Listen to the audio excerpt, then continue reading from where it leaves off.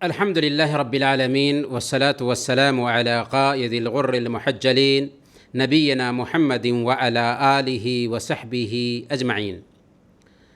محترم بھائیوں، بزرگوں اور پردہ نشین ماؤں اور بہنوں، السلام علیکم ورحمۃ اللہ وبرکاتہ۔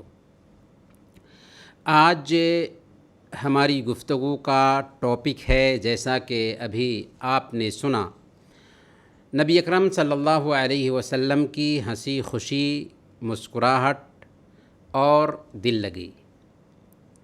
مسکراہٹ مقبول انسان کی پہچان ہوتی ہے۔ جو انسان مسکراتا ہے دلوں کو جیتتا ہے، جبکہ روکھاپن ایک انسان کو غیر دلچسپ انسان بنا کر رکھ دیتا ہے۔ اور اسلام جو دلوں کو جیتنے کے لیے آیا ہے، ظاہر ہے کہ اس دین کا دامن آخر اتنی اچھی خوبی سے خالی رہتا تو کیسے رہتا۔ اسی لیے ہم سب کے آئیڈیل محمد الرسول اللہ صلی اللہ علیہ وسلم، آپ نے مختلف اوقات میں اور مختلف مناسبتوں سے تبسم فرمایا، خوشی کا اظہار کیا، لوگوں سے دل لگی کی، خوش طبعی فرمائی۔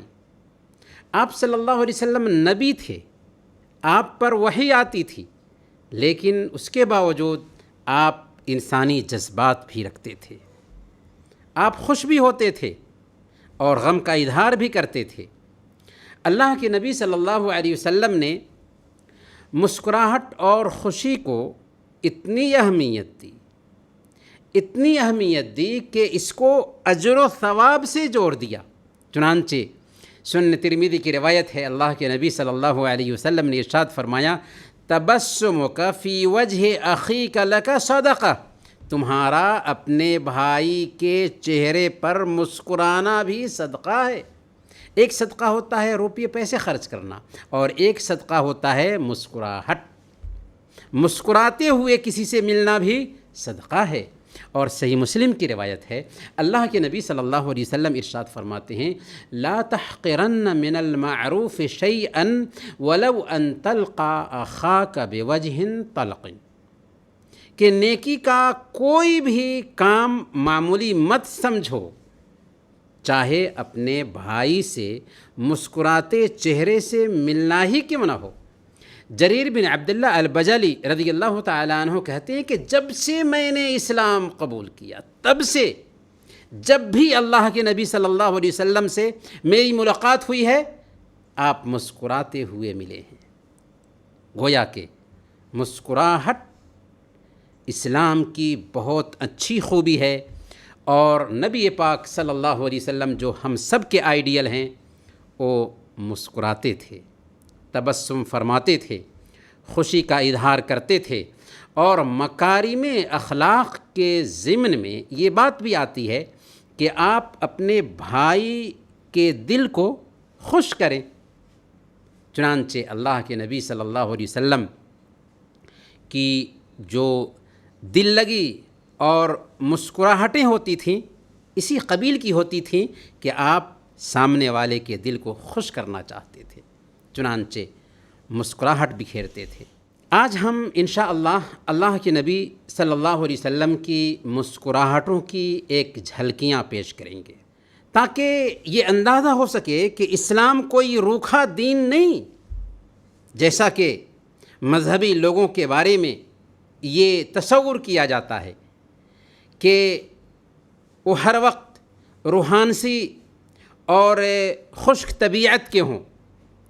اسلام چونکہ فطری دین ہے، فطرت پر بیس کرتا ہے، اسی لیے اسلام نے خوشی کا اظہار کرنے، تبسم فرمانے پر زور دیا، اور اس دین کے جو آخری نبی محمد رسول اللہ صلی اللہ علیہ وسلم ہم سب کے آئیڈیل ہیں، انہوں نے اپنی پوری زندگی میں اسے برت کر کے پیش کر دیا، تاکہ یہ نمونے ہم سب کے لیے آئیڈیل اور نمونہ بن سکے۔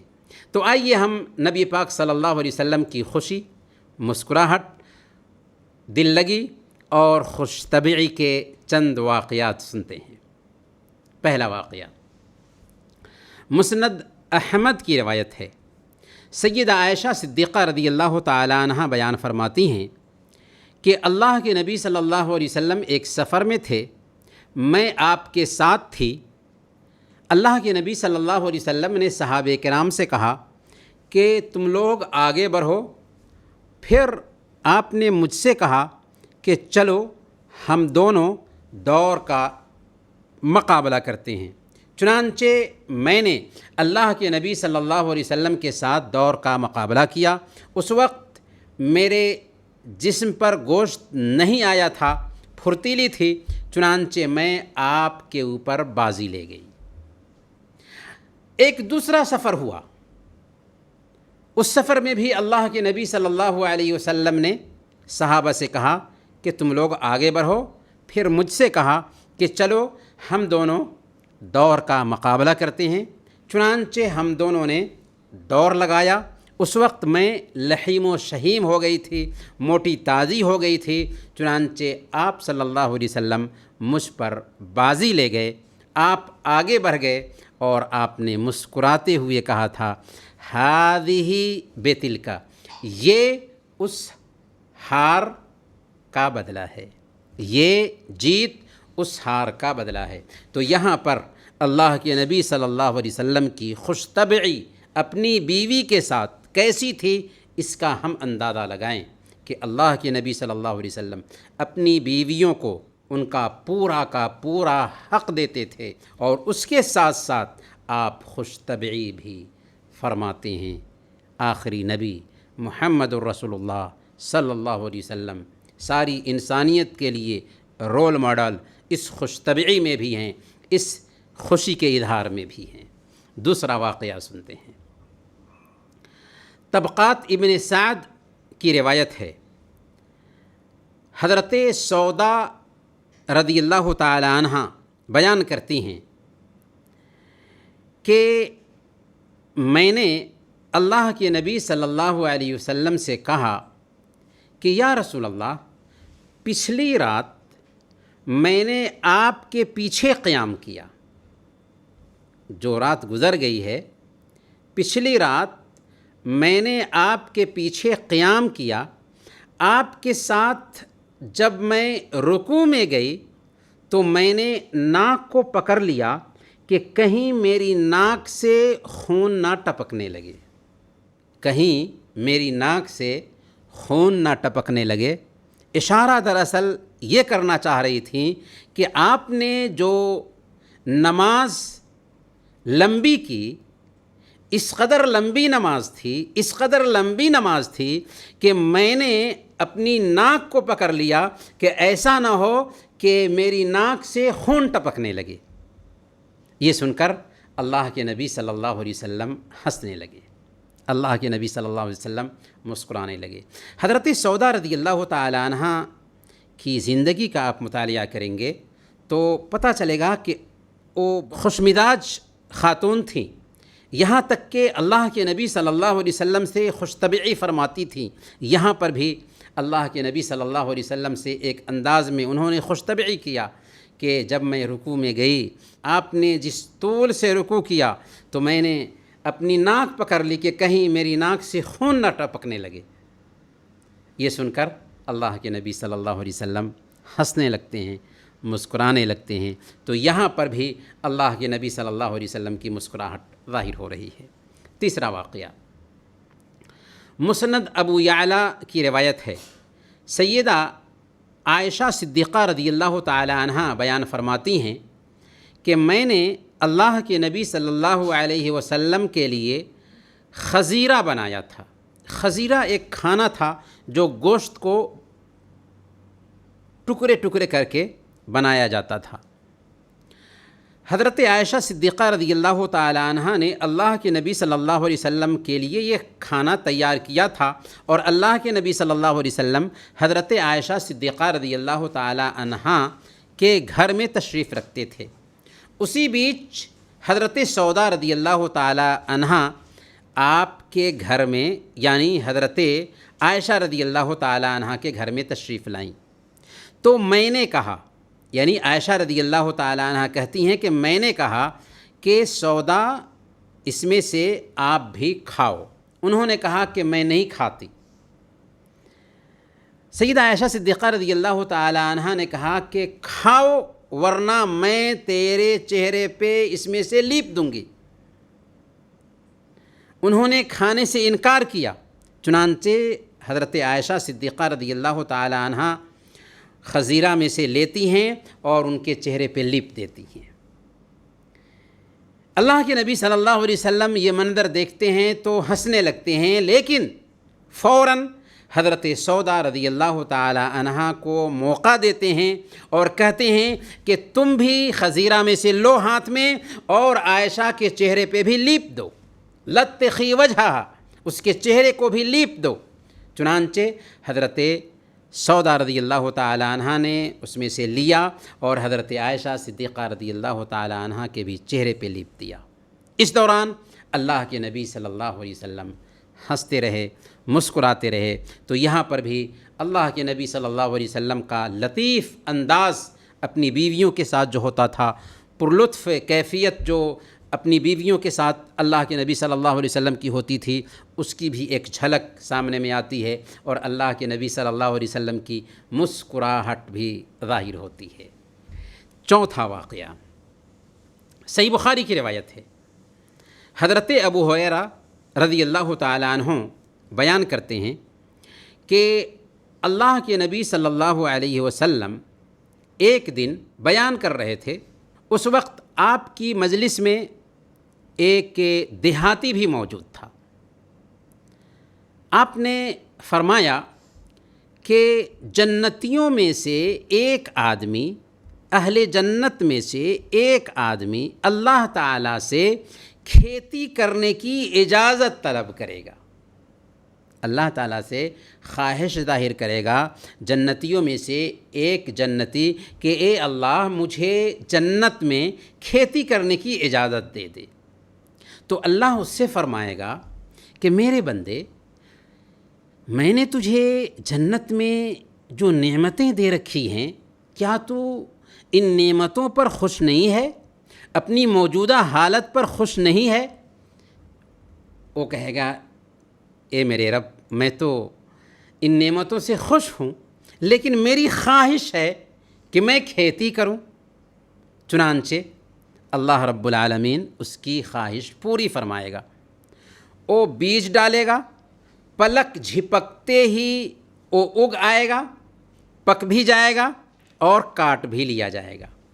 یہ جب قصہ اللہ کے نبی صلی اللہ علیہ وسلم نے سنایا تو ایک دیہاتی جو اللہ کے نبی صلی اللہ علیہ وسلم کی مجلس میں تشریف رکھتے تھے، انہوں نے کہا یا رسول اللہ، وہ ضرور یا تو قریشی ہوگا یا انصاری ہوگا، کیونکہ وہی لوگ کھیتی کرتے ہیں، ہم تو کھیتی نہیں کرتے۔ یہ سن کر کے اللہ کے نبی صلی اللہ علیہ وسلم ہنسنے لگے۔ یہ سن کر اللہ کے نبی صلی اللہ علیہ وسلم ہنس پڑے تھے۔ تو اس قصے پہ غور کیجئے کہ جنت میں جنتی جب جائیں گے تو ان کی ہر خواہش پوری کی جائے گی، یہاں تک کہ ایک آدمی اگر کھیتی کرنے کی بھی خواہش ظاہر کرے گا اللہ رب العالمین سے، تو اللہ رب العالمین اس کی بھی خواہش پوری فرمائے گا۔ یہاں پر اللہ کے نبی صلی اللہ علیہ وسلم جو خوشی کا مظاہرہ فرماتے ہیں، ہنس پڑتے ہیں، وہ دیہاتی کی بات پر۔ اس نے کہا کہ یا رسول اللہ، یا تو وہ جنتی قریشی ہوگا یا انصاری ہوگا، کیونکہ قریشی لوگ ہی، انصاری لوگ ہی کھیتی باڑی کرتے ہیں، تو انہی میں سے کوئی ہوگا جو اس طرح کی گزارش کرے گا کہ اے اللہ مجھے جنت میں کھیتی کرنے کی اجازت دے دے، کیونکہ جنت میں تو ساری نعمتیں مل رہی ہوں گی، تو کھیتی کرنے کی اجازت آخر کیوں مانگے گا کوئی؟ تو یہ قریشی ہو سکتا ہے یا انصاری ہو سکتا ہے۔ یہ بات سن کر کے اللہ کے نبی صلی اللہ علیہ وسلم مسکرا اٹھتے ہیں، یہ بات سن کر کے آپ ہنس پڑتے ہیں۔ یہ صحیح بخاری کی روایت ہے۔ پانچواں واقعہ صحیح بخاری اور صحیح مسلم ہی کی روایت ہے۔ ایک دن اللہ کے نبی صلی اللہ علیہ وسلم مسجد نبوی میں تشریف رکھتے تھے۔ اسی بیچ ایک دیہاتی آیا اور مسجد نبوی کے ایک کونے میں پیشاب کرنا شروع کر دیا۔ صحابہ کرام نے جب دیکھا تو بڑھے تاکہ اس کو ڈانٹے، پھٹکارے اور وہاں سے اس کو ہٹائیں۔ اللہ کے نبی صلی اللہ علیہ وسلم نے فرمایا کہ نہیں، اسے اپنی حاجت پوری کر لینے دو، پیشاب کر لینے دو۔ پھر آپ نے حکم دیا کہ پیشاب سے فارغ ہو جائے تو اس سے پیشاب پر ایک بالٹی پانی لے جا کر کے بہا دو۔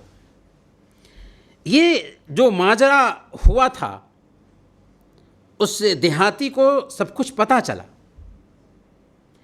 دیہاتی کچھ ہی دیر میں مسجد نبوی کے ایک کونے میں آتا ہے، بیٹھتا ہے اور دعا کرتا ہے۔ دعا میں کیا کہتا ہے؟ اللہم اغفر لی ولمحمد ولا تغفر لأحد معنا۔ اے اللہ مجھے معاف کر دے اور محمد صلی اللہ علیہ وسلم کو معاف کر دے، اور ہمارے اور محمد صلی اللہ علیہ وسلم کے علاوہ کسی اور کی مغفرت نہ فرما۔ اللہ کے نبی صلی اللہ علیہ وسلم جب اس کی یہ دعا سنتے ہیں تو ہنس پڑتے ہیں اور کہتے ہیں لقد احتضرت واسعا، تو نے ایک کشادہ اور وسعت والی چیز کو نہایت تنگ کر دیا۔ جی ہاں، اللہ رب العالمین کا کرم بہت وسیع ہے۔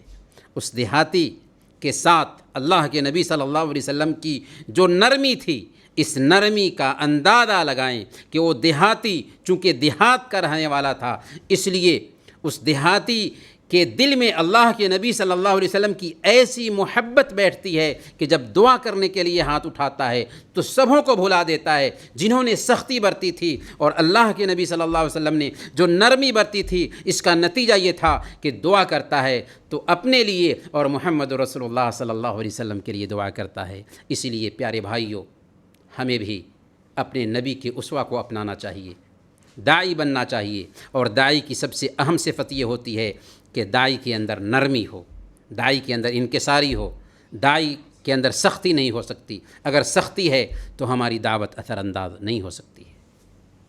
چھٹا واقعہ صحیح بخاری اور صحیح مسلم ہی کی روایت ہے۔ حضرت انس رضی اللہ تعالیٰ عنہ بیان فرماتے ہیں کہ میں ایک دن اللہ کے نبی صلی اللہ علیہ وسلم کے ساتھ چل رہا تھا۔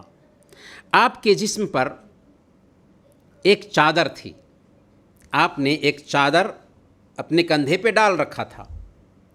ایک دیہاتی آیا اور چادر کو پیچھے سے زور سے کھینچا، اس قدر زور سے کھینچا کہ آپ کے شانے پر چادر کے نشان پڑ گئے، اور پھر کہا یا محمد مرلی من مال اللہ الذی عندک، اے محمد آپ کے پاس اللہ کا جو مال ہے اس میں سے کچھ میرے لیے بھی دینے کا حکم دیجیے۔ اللہ کے نبی صلی اللہ علیہ وسلم مڑ کر کے اس کی طرف دیکھتے ہیں اور مسکرا دیتے ہیں، ہنس پڑتے ہیں اور کہتے ہیں کہ اسے اللہ کے مال میں سے، بیت المال میں سے دیا جائے۔ سبحان اللہ، قربان جائیے نبی پاک صلی اللہ علیہ وسلم کی رحمت پر کہ ایک انسان آپ کے ساتھ زیادتی کرتا ہے لیکن آپ صلی اللہ علیہ وسلم اس کی طرف دیکھ کر کے معاف ہی نہیں کرتے ہیں بلکہ مسکراتے ہیں، ہنس پڑتے ہیں، نہایت ہی اعلیٰ اخلاق کا مظاہرہ کرتے ہیں۔ یہ ہے ہمارے نبی کا آئیڈیل، یہ ہے ہمارے نبی کا اسوہ، اور پھر اس کو کچھ دینے کا بھی حکم دیتے ہیں۔ ساتواں واقعہ سنن ابی داؤد کی روایت ہے۔ حضرت عمر بن عاص رضی اللہ تعالیٰ عنہ صحابی رسول ہیں۔ ایک سفر میں ان کو صحابہ کا امیر بنایا گیا تھا، ایک مہم پر ان کو بھیجا گیا تھا اور صحابہ کا حضرت عمر بن عاص کو امیر بنایا گیا تھا، اس قافلے کا امیر بنا دیا گیا تھا حضرت عمر بن عاص رضی اللہ تعالیٰ عنہ۔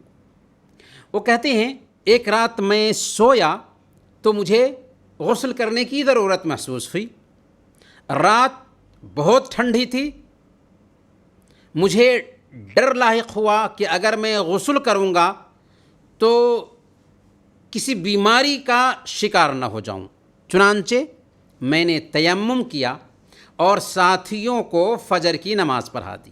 جب قافلہ مدینہ لوٹ کر کے آیا تو اللہ کے نبی صلی اللہ علیہ وسلم نے مجھے بلا کر کے پوچھا کہ عمر بن عاص، تو نے اپنے ساتھیوں کو جنابت کی حالت میں نماز پڑھا دی؟ تو حضرت عمر بن عاص رضی اللہ تعالی عنہ نے کہا، یا رسول اللہ، سردی بہت تھی، ڈر ہوا کہ اگر غسل کروں گا تو مر جاؤں گا، اور مجھے اللہ رب العالمین کا وہ فرمان بھی یاد آ گیا، وَلَا تَقْتُلُوا أَنفُسَكُمْ، اپنے آپ کو قتل مت کرو۔ چنانچہ میں نے تیمم کر کے نماز پڑھا دی۔ یہ بات سن کر اللہ کے نبی صلی اللہ علیہ وسلم ہنس پڑتے ہیں اور کچھ بھی نہیں کہتے، گویا کہ آپ نے ہنسی کا اظہار فرمایا اور کچھ بھی نہیں بولا، گویا اس کی تائید فرمائی۔ یہاں پر اسلام کی رحمت بھی جھلکتی ہے کہ اگر کسی آدمی کو غسل کرنے کی ضرورت ہے اور اس کو ڈر ہے کہ اگر غسل کیا تو ٹھنڈی لگ جائے گی، ٹھنڈی کا اثر ہو جائے گا، بیماری میں اضافہ ہونے کا ڈر ہے، تو ایسی حالت میں وہ تیمم کر کے نماز پڑھ سکتا ہے، کیونکہ تیمم وضو اور غسل دونوں کے لیے کفایت کرتا ہے۔ 8واں واقعہ ہے، مجمع الزوائد کی روایت ہے۔ اللہ کے نبی صلی اللہ علیہ وسلم ایک دن حضرت فاطمہ رضی اللہ تعالی عنہا کے گھر تشریف لے گئے۔ حضرت فاطمہ رضی اللہ تعالی عنہا اپنے شوہر حضرت علی رضی اللہ تعالی عنہ کے ساتھ بیٹھی ہوئی تھیں اور دونوں ہنس رہے تھے۔ اسی بیچ اللہ کے نبی صلی اللہ علیہ وسلم ان کے پاس تشریف لے جاتے ہیں۔ دونوں دیکھتے ہی خاموش ہو گئے۔ پوچھا، تم دونوں کیوں خاموش ہو گئے؟ فاطمہ نے جلدی سے کہا، بات یہ ہے کہ علی کہتے ہیں کہ میں تجھ سے زیادہ رسول اللہ صلی اللہ علیہ وسلم کا لاڈلا ہوں، اور میں کہتی ہوں آپ سے زیادہ میں اپنے ابو کی پیاری ہوں، میں اپنے ابو کی لاڈلی ہوں۔ تو یہ بات چل رہی تھی، اسی میں ہم لوگ آپس میں ہنس رہے تھے کہ علی کہہ رہے تھے کہ میں اللہ کے نبی صلی اللہ علیہ وسلم کا سب سے زیادہ لاڈلا ہوں، اور میں کہہ رہی تھی کہ میں اپنے ابو کی سب سے زیادہ لاڈلی ہوں۔ اسی بات پہ ہم لوگ آپس میں ہنس رہے تھے، بات کر رہے تھے۔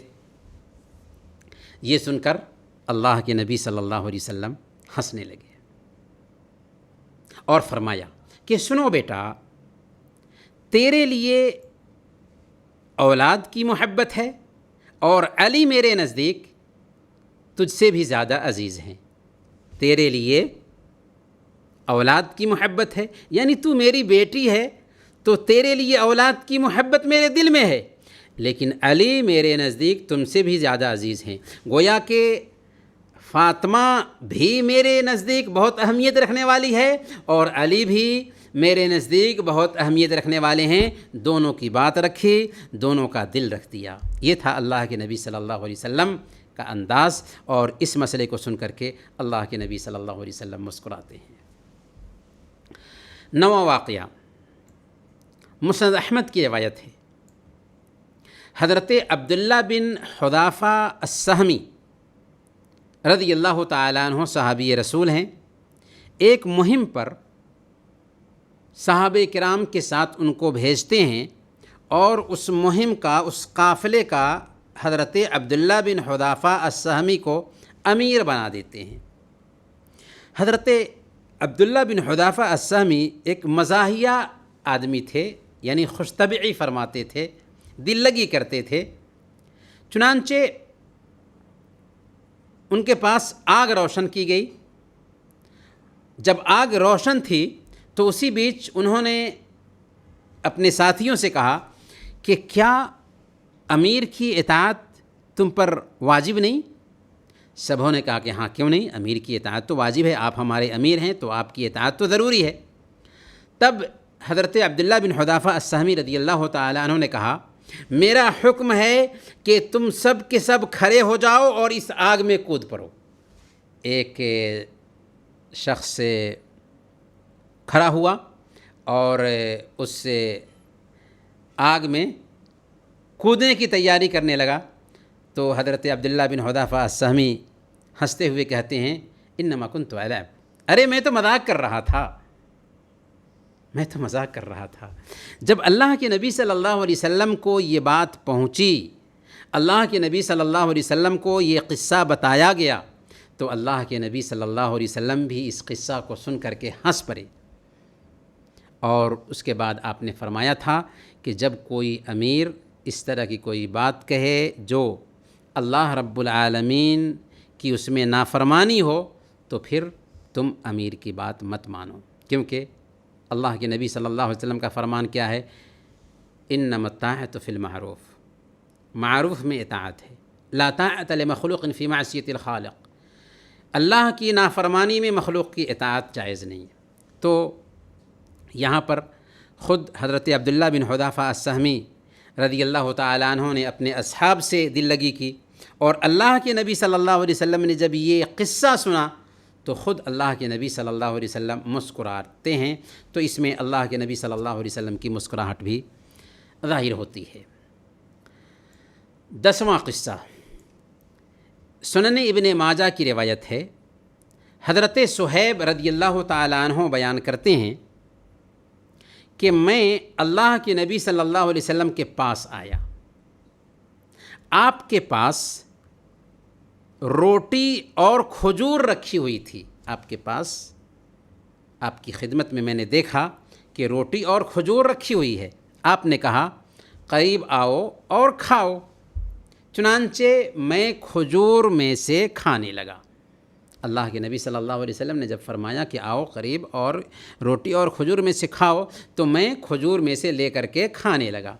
آپ نے فرمایا تاکلو تمرن وبک رمدن، صہیب تم کھجور کھا رہے ہو جب کہ تمہیں آشوب چشم ہے، یعنی تمہاری آنکھ آئی ہوئی ہے اور تم کھجور کھا رہے ہو۔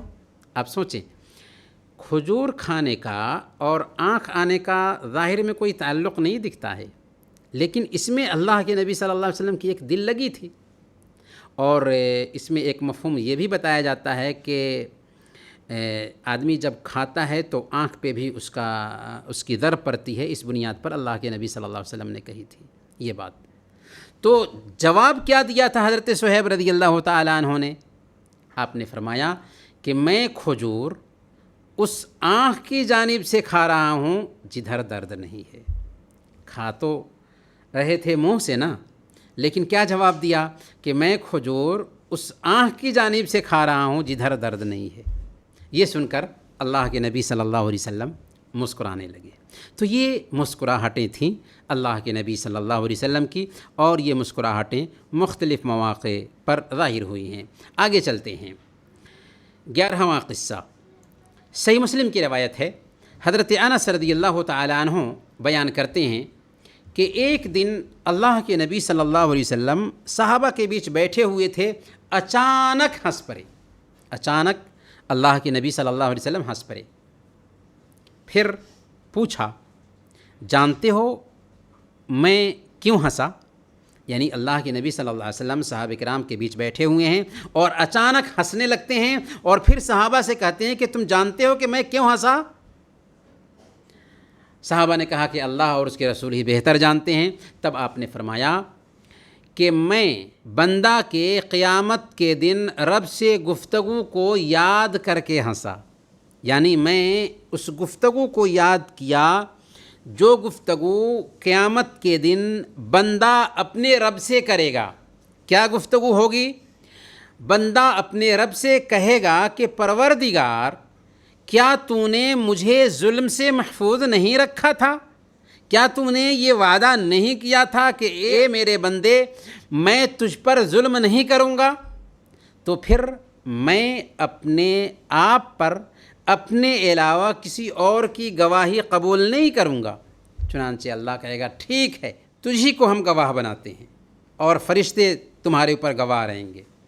چنانچہ اللہ رب العالمین اس کے اعضاء و جوارح کو، جسم کے ایک ایک حصے کو زبان دے دیں گے اور اس کے منہ پر مہر ڈال دیں گے۔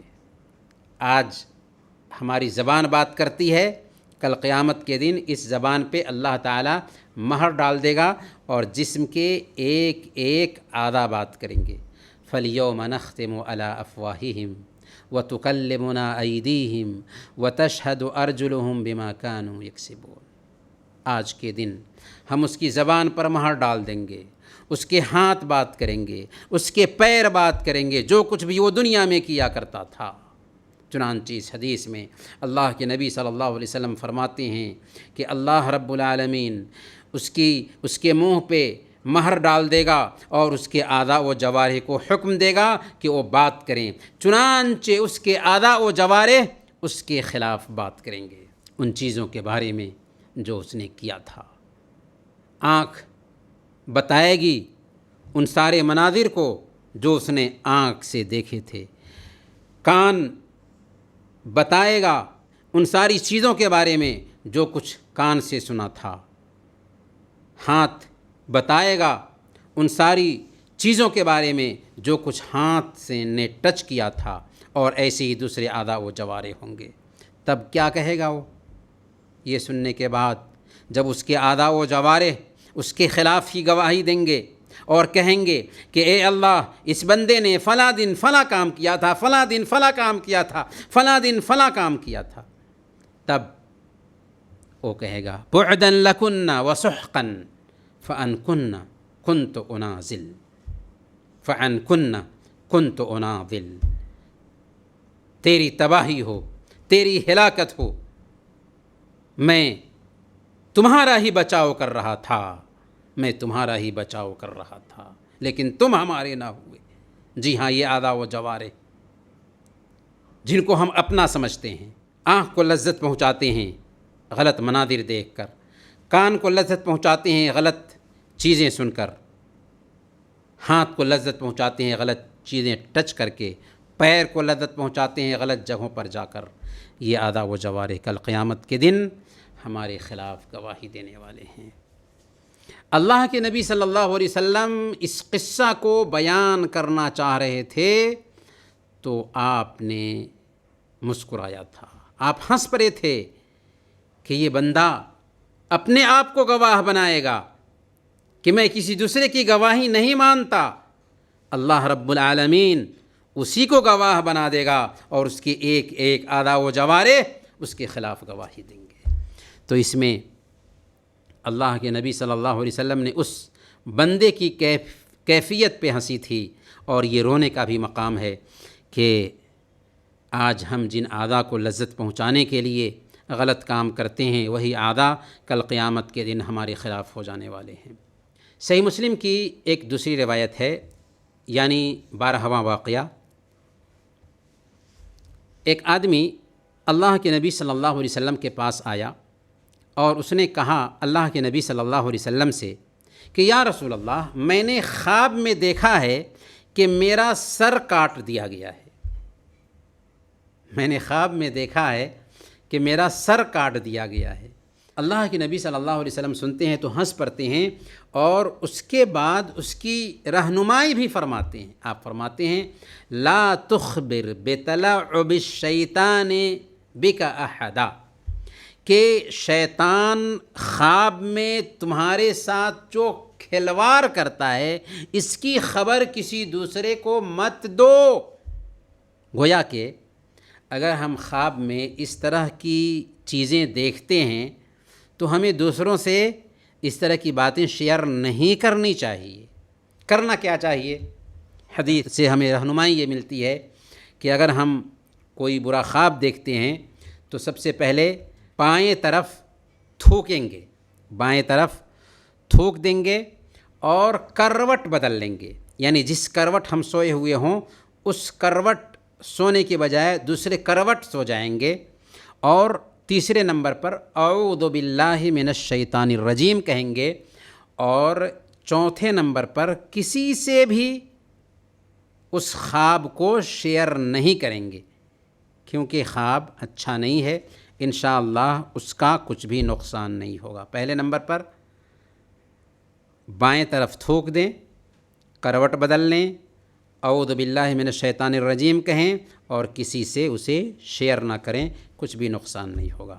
تو اس قصہ میں آپ غور کریں کہ ایک آدمی آ کر کے اللہ کے نبی صلی اللہ علیہ وسلم سے کہتا ہے کہ میں نے خواب میں دیکھا ہے کہ میرا سر کاٹ لیا گیا ہے، تو اللہ کے نبی صلی اللہ علیہ وسلم یہ سن کر کے ہنس پڑتے ہیں۔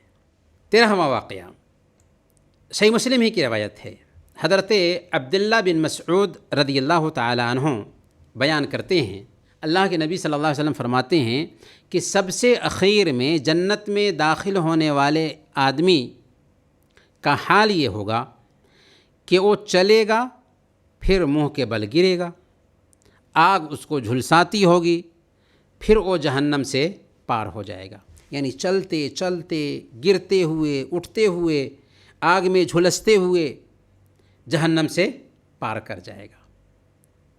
پھر جہنم کی طرف پلٹ کر دیکھے گا تو کہے گا بڑی بابرکت ہے وہ ذات جس نے مجھے جہنم سے نجات دیا، یقیناً اللہ نے مجھے ایسی نعمت دی ہے جو پہلے اور بعد والوں میں سے کسی کو ایسی نعمت نہ دی۔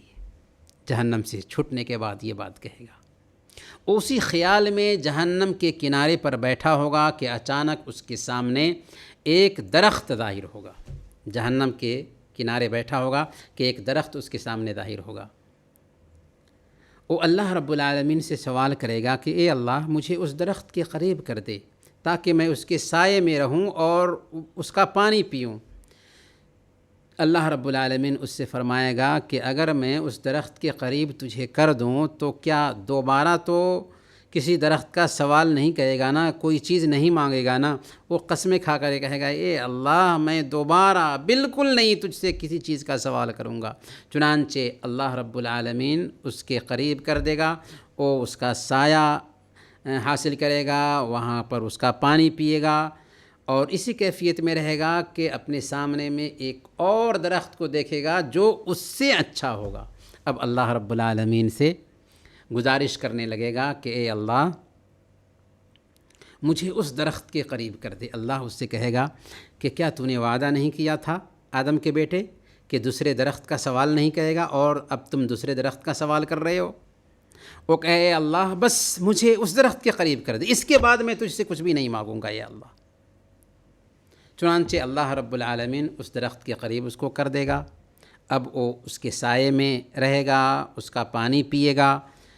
اسی بیچ ایک تیسرا درخت بھی جو جنت کے بالکل قریب ہوگا اس کے سامنے ظاہر ہو جائے گا۔ اب اللہ رب العالمین سے گزارش کرے گا کہ اے اللہ مجھے اس درخت کے قریب کر دے تاکہ میں اس درخت کا پانی پیوں، اس درخت کے سائے تلے رہوں۔ اللہ تعالیٰ اسے پھر یاد دلائے گا، آدم کے بیٹے کیا تو نے وعدہ نہیں کیا تھا کہ پھر تو کسی دوسری نعمت کا سوال نہیں کرے گا، اور پھر تو نے سوال کر دیا۔ اللہ سے کہے اللہ اب میں کسی چیز کا تجھ سے سوال نہیں کروں گا، بس مجھے اس درخت کے قریب کر دے۔ چنانچہ اللہ رب العالمین اس کو اس درخت کے قریب کر دے گا۔ اب اس درخت کے سایہ تلے رہے گا، اس کا پانی پیے گا کہ اچانک اس کے سامنے میں جنت ظاہر ہوگی۔ اب اللہ رب العالمین سے گزارش کرے گا کہ اے اللہ اے میرے رب مجھے جنت میں داخل کر دے، اے میرے رب مجھے جنت میں داخل کر دے۔ اللہ تعالیٰ اس سے فرمائے گا اے ابن آدم، اے آدم کے بیٹے، کیا تو اس بات سے خوش ہو جائے گا کہ میں تجھے ساری دنیا کے برابر دوں اور اتنا ہی مزید دوں؟ کیا تو اس بات سے خوش ہو جائے گا کہ میں ساری دنیا کے برابر دوں اور اتنا ہی مزید دوں؟ وہ کہے گا یا رب اتستہزئ بی وانت رب العالمین، اے میرے رب کیا تو مجھ سے ٹھٹھا کرتا ہے؟ کیا تو میرا مذاق کر رہا ہے جبکہ تو رب العالمین ہے؟ اللہ تعالیٰ جب سنتا ہے کہ بندہ ایسے بول رہا ہے تو اللہ ہنس پڑتا ہے، اور اللہ کے نبی صلی اللہ علیہ وسلم یہ قصہ بیان کرتے ہوئے بندہ جب ایسا کہے گا تو اللہ کے نبی صلی اللہ علیہ وسلم ہی یہ بات بیان کر کے ہنس پڑتے ہیں، اور پھر اللہ رب العالمین اس کو واقعی و نعمت عطا فرماتا ہے۔ 14واں واقعہ مسند احمد کی روایت ہے۔ اللہ کے نبی صلی اللہ علیہ وسلم نے ارشاد فرمایا کہ قیامت کے دن ایک آدمی کو لایا جائے گا اور فرشتوں کو حکم ہوگا کہ سب سے پہلے اس کے چھوٹے چھوٹے گناہوں کو اس کے اوپر پیش کرو اور اس کے کبیرہ گناہوں کو چھپا کر رکھا جائے گا۔ پھر اس سے کہا جائے گا کہ تم نے فلاں فلاں دن فلاں فلاں کام کیا تھا، فلاں فلاں دن فلاں فلاں کام کیا تھا، بندے فلاں فلاں دن فلاں فلاں کام کیا تھا، وہ اقرار کرتا جائے گا۔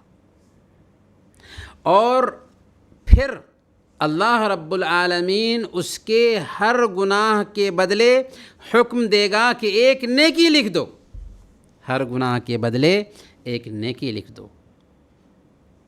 اب جب یہ سنے گا کہ چھوٹے چھوٹے گناہ ہمارے اوپر پیش کیے جا رہے ہیں اور ہر گناہ کے بدلے ایک نیکی لکھی جا رہی ہے، تو کیا کہے گا؟ اللہ کے نبی صلی اللہ علیہ وسلم کے الفاظ ہیں، وہ کہے گا ان لی ذنوبا ما اراہا، میرے رب میرے بڑے بڑے گناہ کدھر گئے؟ اے اللہ، میں ایسے ایسے گناہ بھی کر کے آیا ہوں جو میں نہیں دیکھ رہا ہوں۔ ہر گناہ پر اس کو نیکیاں مل رہی ہوں گی، تو اب وہ اپنے بڑے بڑے گناہوں کو یاد کرے گا کہ ان کے بدلے میں بھی ہم کو نیکیاں مل جائے۔ کہے گا اے اللہ، ہمارے پاس اور بھی بہت سارے گناہ ہیں، وہ میں نہیں دیکھ رہا ہوں۔ یہ بیان کر کے اللہ کے نبی صلی اللہ علیہ وسلم ہنس پڑے تھے۔ دیکھیں، یہ بالکل اوتھینٹک روایت ہے، اور اللہ رب العالمین کچھ بندوں کی جب توبہ سچی ہوتی ہے تو ایسے بندوں کو انعام فرماتا ہے کہ صرف ان کے گناہوں کو ہی معاف نہیں کرتا بلکہ ان کے گناہوں کو نیکیوں میں چینج کر دیتا ہے۔ اللہ فرماتا ہے الا من تاب وآمن وعمل عملا صالحا فاولئک یبدل اللہ سیئاتہم حسنات، کہ جو توبہ کرے، نیک عمل کرنے لگ جائے، تو اللہ رب العالمین ایسے لوگوں کے گناہوں کو نیکیوں میں چینج کر دیتا ہے۔ سبحان اللہ۔ تو اس حدیث میں وہ بندہ جب اپنے چھوٹے چھوٹے گناہوں کا انعام دیکھے گا تو بڑے گناہوں کو جو چھپا کر رکھا گیا ہوگا ان کو بھی یاد کرنے لگ جائے گا کہ ان کے بدلے بھی ہم کو کچھ نیکیاں مل جائیں۔ تو اللہ کے نبی صلی اللہ علیہ وسلم یہ قصہ بیان کر کے ہنس پڑتے ہیں۔ 15واں واقعہ صحیح بخاری اور صحیح مسلم ہی کی روایت ہے۔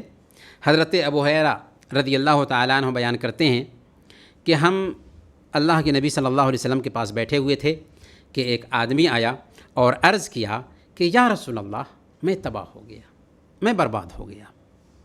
آپ نے پوچھا کیا ہوا؟ اس نے کہا کہ میں رمضان کے مہینے میں روزے کی حالت میں اپنی بیوی سے ہم بستری کر لیا۔ اللہ کے نبی صلی اللہ علیہ وسلم نے کہا کہ کیا تو غلام آزاد کر سکتا ہے؟ اس نے کہا کہ نہیں۔ آپ نے فرمایا کیا تو مسلسل 2 مہینے کے روزے رکھ سکتا ہے؟ اس نے کہا کہ نہیں۔ آپ نے کہا کہ کیا تو 60 مسکینوں کو کھانا کھلا سکتا ہے؟ اس نے کہا کہ نہیں۔ تب اللہ کے نبی صلی اللہ علیہ وسلم دیکھتے ہیں کہ اسی بیچ آپ کے پاس ایک ٹوکری کھجوریں آتی ہیں۔ اللہ کے نبی صلی اللہ علیہ وسلم پکار لگاتے ہیں کہ سائل کدھر گیا؟ وہ آتا ہے، اللہ کے نبی صلی اللہ علیہ وسلم اس کے حوالے ایک ٹوکری کھجور کرتے ہیں اور کہتے ہیں کہ جاؤ اور اسے مدینہ کے فقیروں میں تقسیم کر دو۔ اس نے کہا کہ یا رسول اللہ، کیا میں اپنے سے غریب آدمی پر صدقہ کروں؟ آپ نے کہا ہے کہ مدینہ کے فقیروں پہ تقسیم کر دوں، تو کیا میں اپنے سے غریب آدمی پر صدقہ کروں؟ حالانکہ اللہ کی قسم پورے مدینہ میں مجھ سے غریب گھرانہ تو کوئی پایا ہی نہیں جاتا۔ نبی پاک صلی اللہ علیہ وسلم سنتے ہیں اس کی یہ بات تو ہنس پڑتے ہیں اور فرماتے ہیں اطعمہ اہلک، جاؤ اور اپنے گھر والوں کو ہی کھلا دو۔ جاؤ اور اپنے گھر والوں کو ہی کھلا دو۔ تو یہاں پر بھی اللہ کے نبی صلی اللہ علیہ وسلم مسکراتے ہیں۔ 16واں واقعہ دودھ میں برکت کا یہ واقعہ ہے، صحیح بخاری کی روایت ہے۔ حضرت ابو ہریرہ رضی اللہ تعالیٰ عنہ اس روایت کو بیان کرتے ہیں، اور بیان کرتے ہوئے کہتے ہیں کہ قسم ہے اس ذات کی جس کے علاوہ کوئی معبود برحق نہیں، میں اللہ کے نبی صلی اللہ علیہ وسلم کے زمانے میں بھوک کے مارے زمین سے پیٹ لگا لیتا تھا، بھوک کے مارے زمین سے پیٹ چپکا لیتا تھا، اور کبھی ایسا ہوتا کہ بھوک کی شدت کی وجہ سے پیٹ پر پتھر باندھ لیا کرتا تھا۔ ایک دن میں راستے پر بیٹھ گیا، وہاں پر جہاں سے صحابہ کا گزر ہوتا تھا، بھوک لگی ہوئی تھی، سوچا کہ صحابہ یہاں سے گزریں گے تو ہو سکتا ہے ہمارا خیال کریں گے، چنانچہ میں صحابہ کے راستے پر بیٹھ گیا۔ ابو بکر رضی اللہ تعالیٰ عنہ کا گزر ہوا تو میں نے ان سے قرآن کریم کی کسی آیت کی تفسیر پوچھی، لیکن انہوں نے میرے دل کی کیفیت کو نہیں سمجھا اور چلتے بنے۔ پھر عمر فاروق رضی اللہ تعالیٰ عنہ کا گزر ہوا تو میں نے ان سے بھی قرآن کریم کی کسی آیت کی تفسیر پوچھی، انہوں نے بھی میرے دل کی کیفیت کو نہیں سمجھا اور چلتے بنے۔ اللہ کے نبی صلی اللہ علیہ وسلم گزرے تو اللہ کے نبی صلی اللہ علیہ وسلم نے مجھے سمجھ لیا اور کہا کہ اباہر چلو میرے ساتھ، چنانچہ اپنے گھر لے کر کے آئے۔ آپ کو ایک گلاس دودھ پیش کیا گیا، آپ نے پوچھا یہ کہاں سے آیا ہے؟ من این ھذا اللبن، یہ دودھ کہاں سے آیا ہے؟ تو آپ سے کہا گیا کہ یہ دودھ تحفہ میں آیا ہے، چنانچہ تحفہ ہوتا تھا، ہدیہ ہوتا تھا تو آپ اسے استعمال کرتے تھے، ورنہ اصحاب صفہ وغیرہ کے پاس بھیج دیا کرتے تھے۔ اللہ کے نبی صلی اللہ علیہ وسلم نے حضرت ابو ہریرہ رضی اللہ تعالیٰ عنہ سے کہا کہ اباہر جاؤ اصحاب صفہ کو بلا لاؤ۔ حضرت ابو ہریرہ رضی اللہ تعالیٰ عنہ دل میں کہتے ہیں کہ ایک گلاس دودھ ہے، میں بھوکا ہوں، اگر مجھے اللہ کے نبی صلی اللہ علیہ وسلم دے دیتے تو میری بھوک مٹ جاتی، اصحاب صفہ کو بلا کر کے لاؤں گا، اتنی بڑی تعداد میں ہیں، اور جب میں بلا کر لاؤں گا تو ظاہر سی بات ہے کہ مجھے ہی اللہ کے نبی صلی اللہ علیہ وسلم کہیں گے کہ ان کو پلاؤ، اور میری باری اخیر میں آئے گی، کیا مجھے اس میں سے کچھ مل پائے گا؟ لیکن چونکہ اللہ کے نبی صلی اللہ علیہ وسلم کی بات ہے، لہذا حضرت ابو ہریرہ رضی اللہ تعالیٰ عنہ جاتے ہیں، اصحاب صفہ کو بلا کر لاتے ہیں، اور پھر اللہ کے نبی صلی اللہ علیہ وسلم واقعی ابو ہریرہ رضی اللہ تعالیٰ عنہ سے کہتے ہیں کہ گلاس لو اور ایک ایک آدمی کو پینے کے لیے دو۔ چنانچہ ہر صحابی اس میں سے پیتے ہیں، اور حضرت ابو ہریرہ رضی اللہ تعالیٰ عنہ دوسرے کی طرف بڑھاتے ہیں، یہاں تک کہ سب نے پی لیا، سب نے پی لیا۔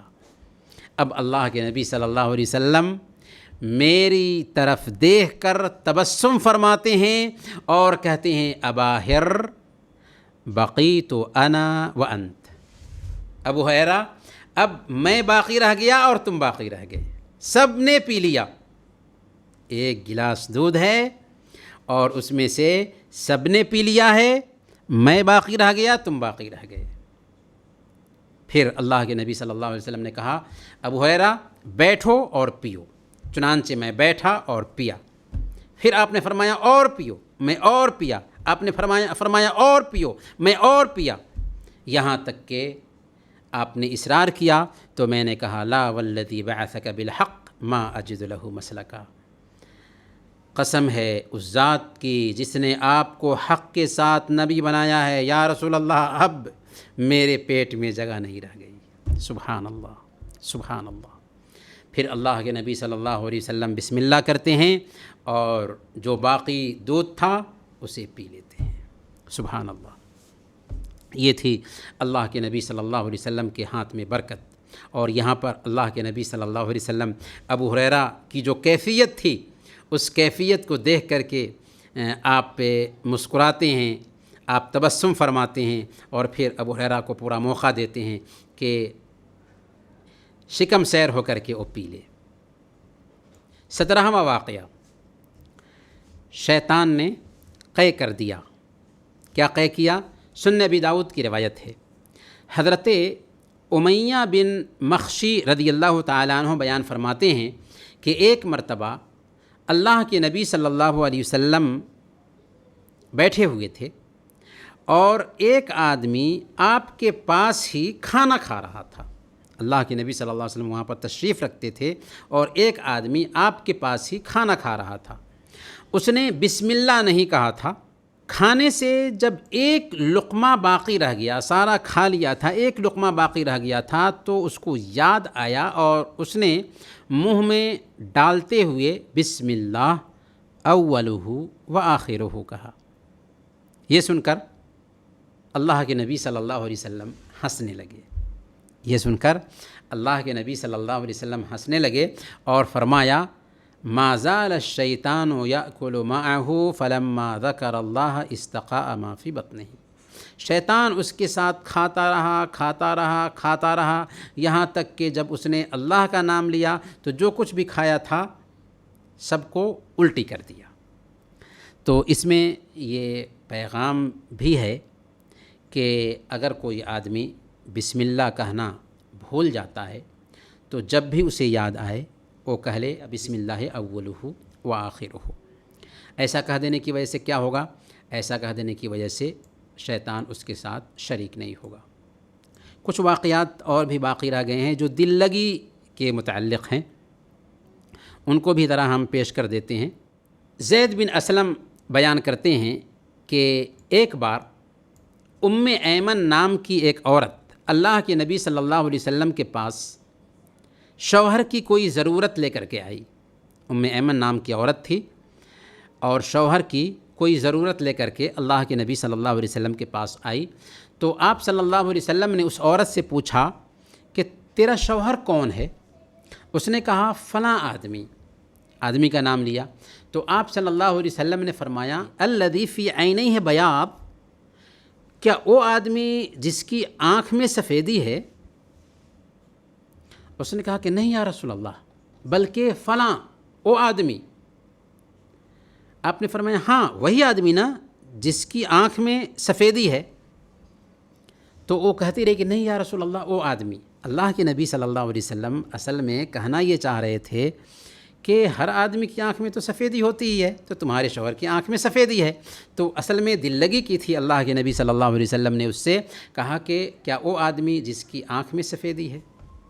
اسی طریقے سے ایک بڑھیا کا جو واقعہ بہت مشہور واقعہ ہے، سنن ترمذی کی روایت ہے۔ ایک مرتبہ ایک خاتون اللہ کے نبی صلی اللہ علیہ وسلم کی خدمت میں آئی جو بوڑھی خاتون تھی، اور اس نے کہا کہ یا رسول اللہ میرے لیے دعا کر دیجئے کہ اللہ تعالیٰ مجھے جنت میں داخل کرے۔ تو آپ نے ازراہ مزاح اس سے کہا تھا یا ام فلاں ان الجنت لا تدخلها عجوز، اے ام فلاں بڑھیا جنت میں داخل نہیں ہوگی۔ وہ عورت پریشان ہو گئی، اس سے ملال ہوا اور مایوسی کی حالت میں جانے لگی۔ تو اللہ کے نبی صلی اللہ علیہ وسلم نے صحابہ سے کہا کہ اسے کہہ دو کہ بوڑھی عورت جنت میں ضرور جائے گی، لیکن بڑھاپے کی حالت میں نہیں بلکہ جوان ہو کر، کیونکہ اللہ تعالیٰ فرماتا ہے انا انشأناہن انشاء فجعلناہن ابکارا عربا اترابا، ان بیویوں کو ہم خاص طور پر نئے سرے سے پیدا کریں گے اور انہیں باکرا بنا دیں گے۔ تو اس قصے میں بھی غور کریں کہ کیسے اللہ کے نبی صلی اللہ علیہ وسلم نے ایک بوڑھی عورت سے خوش طبعی فرمائی لیکن حق بات کہا۔ اسی طریقے سے اسی قبیل کا ایک واقعہ ہے، سنن ترمذی کی روایت ہے۔ اللہ کے نبی صلی اللہ علیہ وسلم کے پاس ایک آدمی آتا ہے اور اس نے کہا کہ یا رسول اللہ مجھے ایک صدقہ کا اونٹ دیجیے تاکہ اپنا سامان لاد کر کے گھر جا سکوں۔ اللہ کے نبی صلی اللہ علیہ وسلم نے کہا ٹھیک ہے، میں تجھے اونٹنی کا ایک بچہ دیتا ہوں۔ اس نے کہا کہ یا رسول اللہ مجھے سامان لادنا ہے، سامان لاد کر کے گھر جانا ہے، مجھے اونٹنی چاہیے جس پہ سامان لاد کر کے جا سکوں۔ اللہ کے نبی صلی اللہ علیہ وسلم نے کہا کہ نہیں، ہم تو تم کو اونٹنی کا بچہ ہی دیں گے۔ چنانچہ اللہ کے نبی صلی اللہ علیہ وسلم نے اشارہ کیا، ایک جوان اور فربا اونٹ لایا گیا اور اللہ کے نبی صلی اللہ علیہ وسلم نے اس کی خدمت میں پیش کیا اور کہا کہ یہ بھی تو اونٹنی کا بچہ ہی ہے، یہ بھی تو اونٹنی کا بچہ ہی ہے. ظاہر سی بات ہے کہ اگرچہ جوان ہے اونٹ لیکن وہ بھی تو بچہ ہی تھا، تو گویا کہ یہ بھی تو کسی اونٹ کا بچہ ہی ہے. تو اس طریقے سے اللہ کے نبی صلی اللہ علیہ وسلم نے ان کے ساتھ بھی دل لگی کی تھی. یہاں پر چند باتیں ہم دل لگی کے حوالے سے یہ جان لیں کہ دل لگی اگر ہم کرتے ہیں تو اس کے لیے پہلی شرط یہ ہے کہ اللہ کے ذکر، قرآنی آیات اور اسلامی شعائر سے ہٹ کر دل لگی ہو تبھی وہ جائز ہے. اگر اللہ کے ذکر، قرآنی آیات یا اسلامی شعائر سے متعلق دل لگی ہے تو اس کو کنڈم کرنا ضروری ہوگا، اس کے حوالے سے دل لگی نہیں ہو سکتی. دوسرے نمبر پر دل لگی جو ہے ایسی باتوں پر مشتمل نہ ہو کہ جس سے دوسروں کو تکلیف پہنچے. اگر تکلیف پہنچتی ہے، جذبات مجروح ہوتے ہیں تو اس بات کی ہماری شریعت میں گنجائش نہیں. تیسرے نمبر پر دل لگی میں مسخرہ پن اور استہزاء کا بھی پہلو نہ نکلتا ہو. اگر آپ دل لگی کرتے ہیں اور دل لگی میں کسی کا مذاق اڑاتے ہیں، کسی کے ساتھ ٹھٹھا کرتے ہیں، تو اس بات کی گنجائش ہماری شریعت میں نہیں ہے. اللہ نے فرمایا یا ایھا الذین آمنوا لا یسخر قوم من قوم عسى ان یکونوا خیرا منہم ولا نساء من نساء عسى ان یکن خیرا منہن. کہ ایمان والو، نہ مرد دوسرے مردوں کا مذاق اڑائیں، ہو سکتا ہے کہ وہ ان سے بہتر ہوں، اور نہ عورتیں دوسری عورتوں کا مذاق اڑائیں، ہو سکتا ہے کہ وہ ان سے بہتر ہوں. اس لیے کسی کا مذاق اڑانے کی ہماری شریعت میں گنجائش نہیں رکھی گئی ہے. دل لگی میں ایک شرط یہ بھی ہے کہ مزاح اپنے وقت پر ہو، اپنی جگہ پر ہو، مناسب وقت میں مداح ہو، مناسب جگہ پر مداح ہو. قبرستان میں کوئی دل لگی کرنے لگ جائے، آخرت کی گفتگو چل رہی ہے دل لگی کرنے لگ جائے، تو یہ مناسب جگہ نہیں ہے جہاں پہ دل لگی ہو. اسی طریقے سے دل لگی میں بھی اعتدال کو ملحوظ رکھا جائے. اللہ کے نبی صلی اللہ علیہ وسلم نے دل لگی بھی کی ہے اور آخرت کا خوف بھی دل میں بسایا ہے. اسی لیے اللہ کے نبی صلی اللہ علیہ وسلم سنن ترمذی کی روایت کے مطابق بیان فرماتے ہیں وَلَا تُكْثِرِ الضَّحِكَ فَإِنَّ كَثْرَةَ الضَّحِكِ تُمِيتُ الْقَلْبَ، کہ زیادہ مت ہنسو، اس لیے کہ زیادہ ہنسنا دلوں کو مردہ کر دیتا ہے. اور ایک آخری شرط یہ ہے کہ دل لگی بھی کرتے ہیں تو اس میں سچائی ہونی چاہیے. اللہ کے نبی صلی اللہ علیہ وسلم دل لگی کرتے تھے اور آپ کی دل لگی میں سچائی ہوتی تھی. اسی لیے سنن ترمذی کی روایت ہے، اللہ کے نبی صلی اللہ علیہ وسلم ارشاد فرماتے ہیں وَيْلٌ لِلَّذِي يُحَدِّثُ بِالْحَدِيثِ لِيُضْحِكَ بِهِ الْقَوْمُ فَيَكْذِبُ وَيْلٌ لَهُ وَيْلٌ لَهُ، کہ ہلاکت ہے اس آدمی کے لیے جو لوگوں کو ہنسانے کے لیے جھوٹ بولتا ہے. ہلاکت ہے اس آدمی کے لیے، ہلاکت ہے اس آدمی کے لیے. کس آدمی کے لیے؟ جو لوگوں کو ہنسانے کے لیے جھوٹ بولتا ہے. تو دل لگی جائز ہے لیکن سچائی میں جھوٹ کے ذریعہ دل لگی یا جھوٹ کا سہارا لے کر دوسروں کو ہنسانا، اس بات کے لیے ہماری شریعت میں گنجائش نہیں ہے. یہ کچھ باتیں تھیں اللہ کے نبی صلی اللہ علیہ وسلم کی مسکراہٹ، اللہ کے نبی صلی اللہ علیہ وسلم کی ہنسی خوشی، اللہ کے نبی صلی اللہ علیہ وسلم کی دل لگی کے حوالے سے. اور یہ واقعات اس لیے پیش کیے گئے ہیں تاکہ ہم بھی ان واقعات سے روشنی حاصل کریں اور اپنے اندر وہ ادا پیدا کریں تاکہ دوسروں کا دل جیت سکیں اور دوسروں کے دل میں ہم جگہ بنا سکیں. کیونکہ ہم داعی ہیں اور دنیا مدعو ہے، اور داعی کے اندر جب تبسم نہ ہو، مسکراہٹ نہ ہو، دل کو جیتے نہیں تو وہ داعی نہیں ہو سکتا. اللہ تعالی ہم سب کو دین کا سچا داعی اور خادم بنائے. آمین. وصلی اللہم علی نبینا محمد وعلی آلہ وصحبہ اجمعین.